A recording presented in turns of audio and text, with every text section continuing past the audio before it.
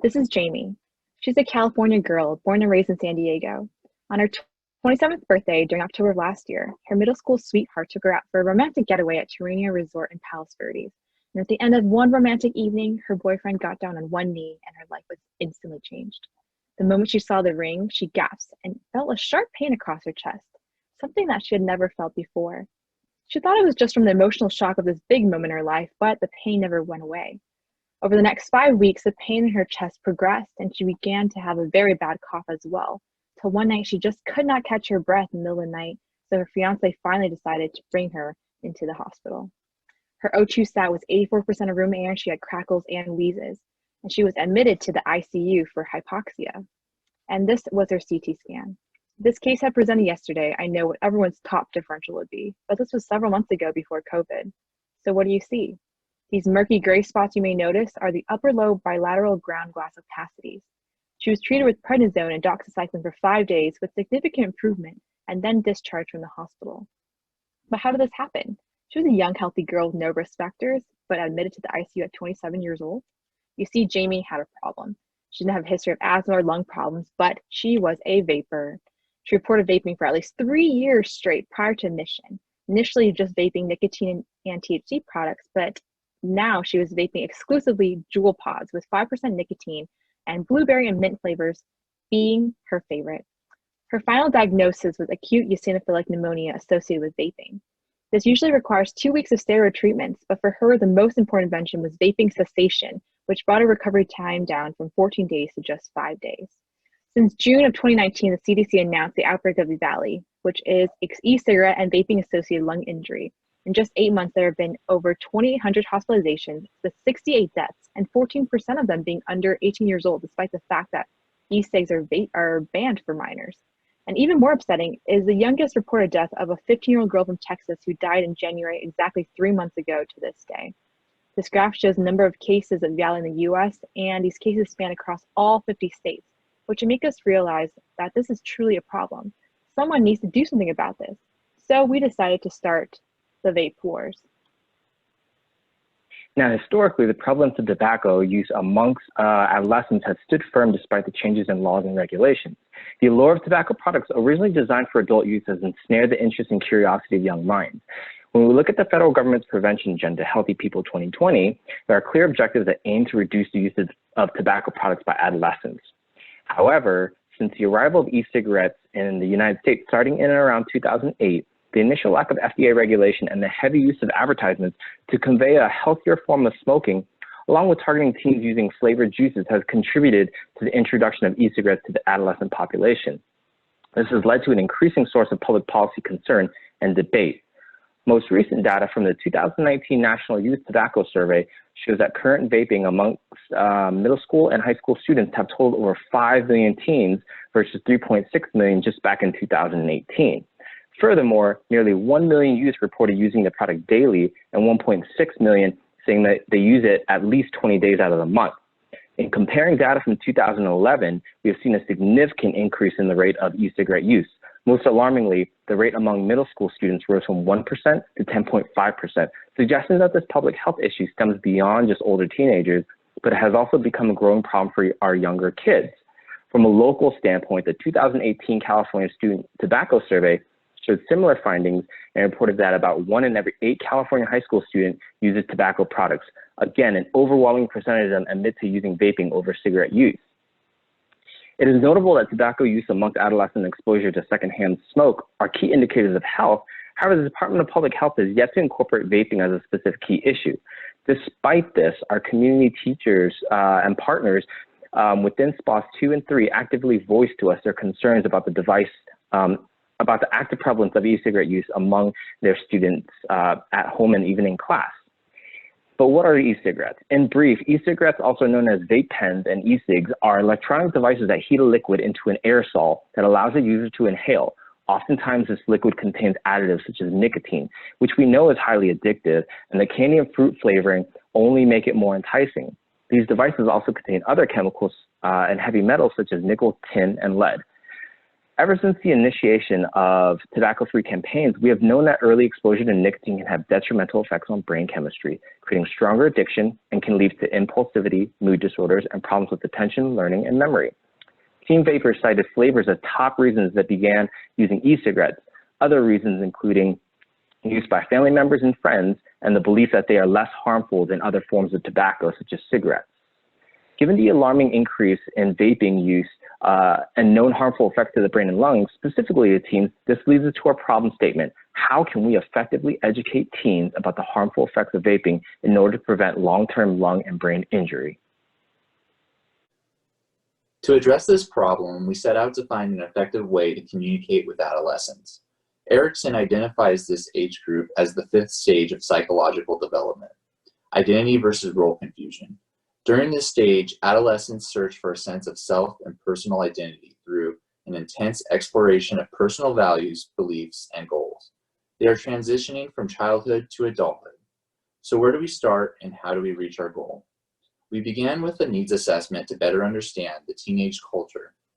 From the information we gathered, we developed a strategy and formed a presentation. Finally, we presented to middle and high school students. For our needs assessment, we went out into the community to determine their knowledge of vaping, to confirm there is a problem and verify the results matched our research. We went to schools and spoke with teachers, principals, and custodians. We talked with teenagers and their parents. We went to local parks, vape shops, and liquor stores. Finally, we sent out a Google survey to middle and high school students to gather demographic and quantitative data. After reviewing the information and collaborating with teachers, we formed a presentation that was informative and engaging. We used plain language they could understand and did an advertisement deconstruction activity using pictures and videos.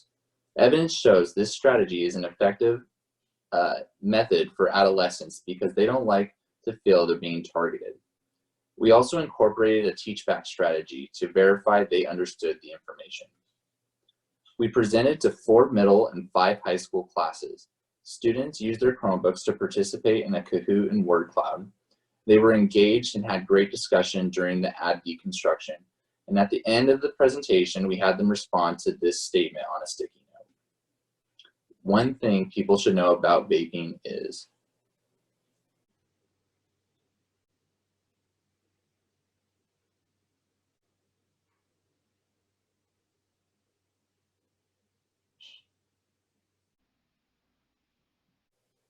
As vaping becomes more prevalent in our communities, specifically our adolescent population, we felt this quote on advocacy was important to include in our presentation, to change what is into what should be.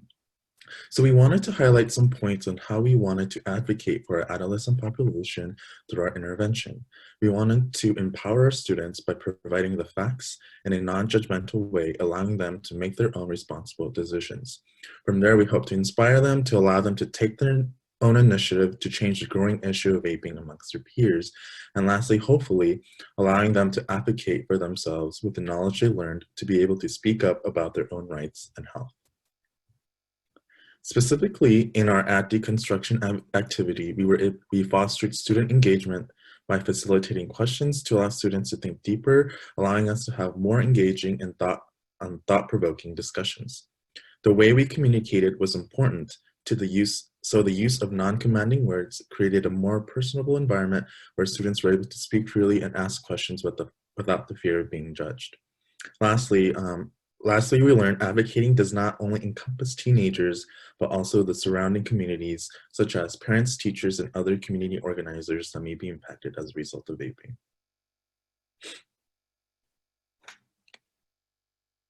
So our intervention assessment was done with a Kahoot survey taken before and after our presentation, which surveyed students on both their knowledge about vaping and their opinions on the topic. Some knowledge questions we included were what other chemicals are found in e-cigarettes, true false, there is more nicotine in vaping 1 joule pod than smoking 1 cigarette, and how does nicotine affect a young brain?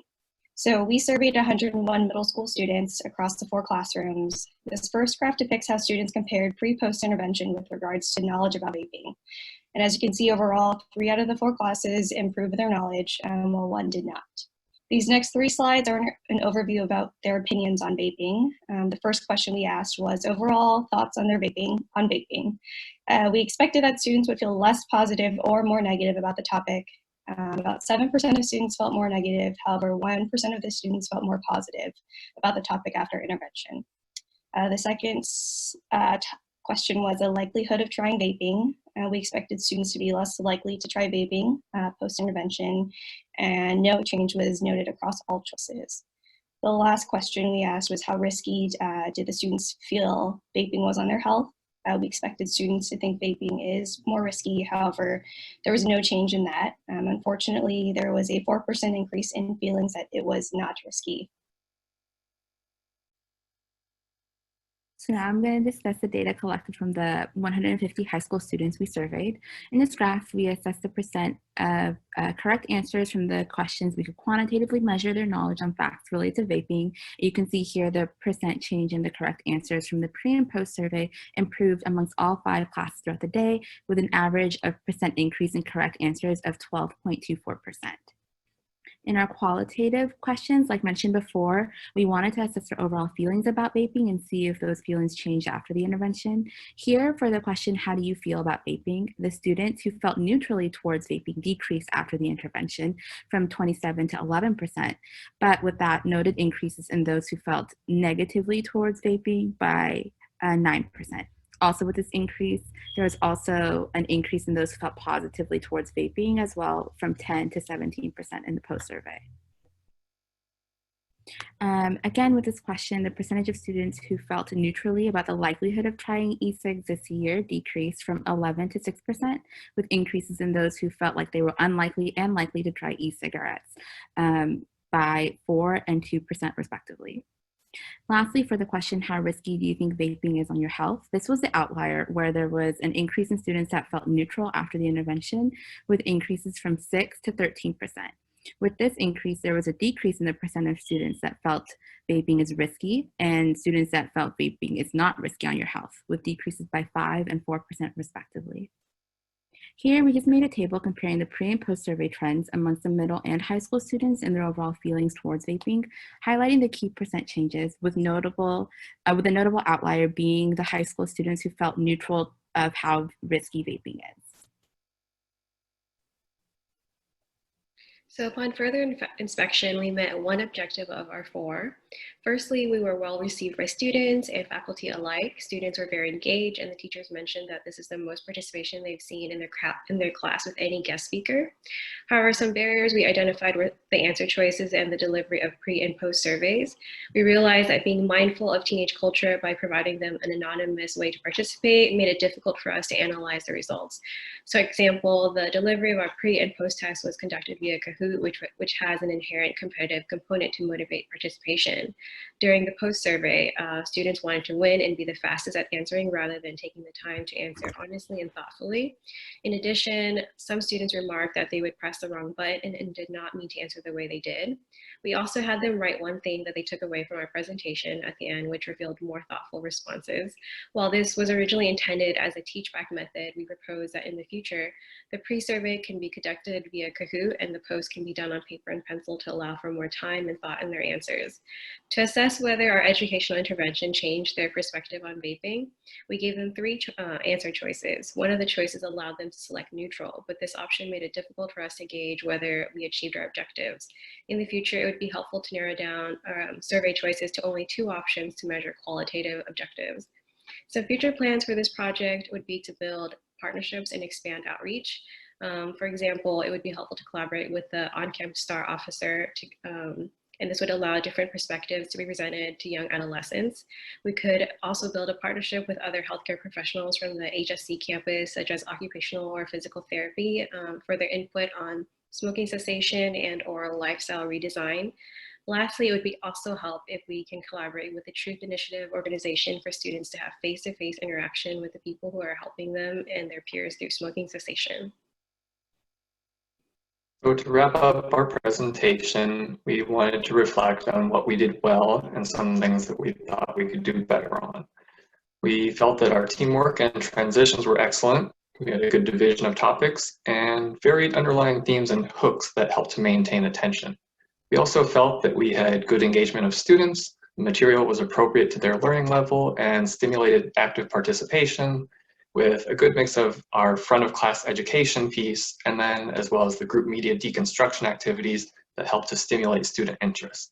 We wish that we had more time to return and survey the participants after the initial class presentation date, which would have helped us to gauge the amount of information that was retained in the long term. Currently, pulmonary health is the most important topic in the world due to the novel coronavirus pandemic. With the global spotlight on lung function, it is our hope that more and more people will examine how their daily choices impact their ability to breathe. We hope that consumers will take proactive steps to arm themselves with accurate information, fact-check that information, and work to ensure that the health of themselves and their loved ones by choosing not to vape and discouraging others from its use. In addition, we as clinicians challenge ourselves and our peers to stay informed about vaping and e-cigarettes, screen patients for usage, and promote healthy choices. So thank you all for listening to our presentation. We hope that we changed your thoughts about vaping and inspired you to act in a way to help discourage its prevalence, normalcy, and use. You know, if you want to make the world a better place, take a look at yourself and then make the change. Vape Wars out.